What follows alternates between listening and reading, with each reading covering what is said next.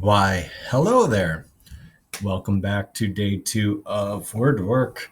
Quick one today. Yesterday, we learned that when you start a sentence with after, you will probably need a comma. We looked at 2 examples. After I finish making my videos for class, I will go play with Felix.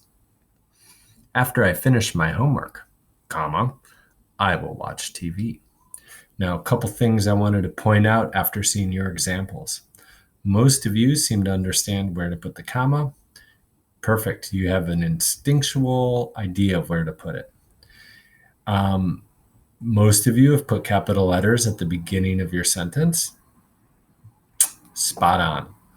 2 things, though, that I saw were a big issue on these sentences for many people in the class.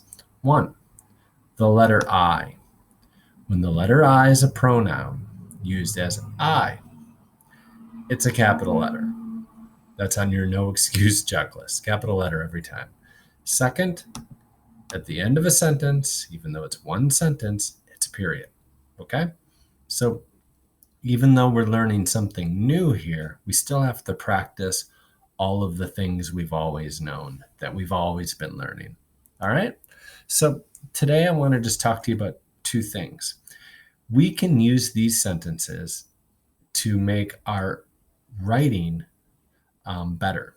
And one way to do that is to think how these sentences can be used to describe what we read. Okay? So I thought about the bridge home and what I read in chapter 9 and 10. And if you haven't read that today, you'll know what I'm talking about in a little bit. But my imitation is, after the owner of the tea shop yelled at the girls, tea shop auntie invited them through the back. So I'm able to use what I've learned here about after and a comma in a complex sentence to describe something that happened in my book. Kind of a complicated scene, but I'm able to do it in one sentence. So the beauty of these sentences is that we can express more complicated ideas. So these sentences can describe what you have read. I'll read it again. After the owner of the tea shop yelled at the girls, tea shop auntie invited them through the back.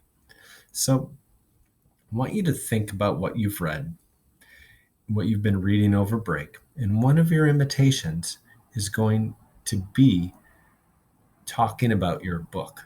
Okay? So, we've read Tiger Rising. So, like, after Rob blank, he blank. Or save me a seat.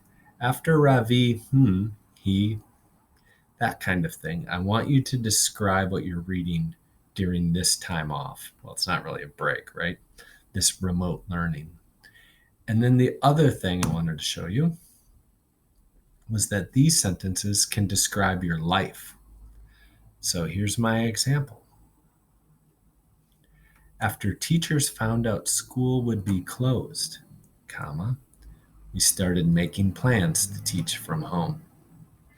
Again, this type of sentence allows me to describe a more complex concept. I'm able to give more details in one sentence. It really gives me options. After teachers found out school would be closed, comma, we started making plans to teach from home.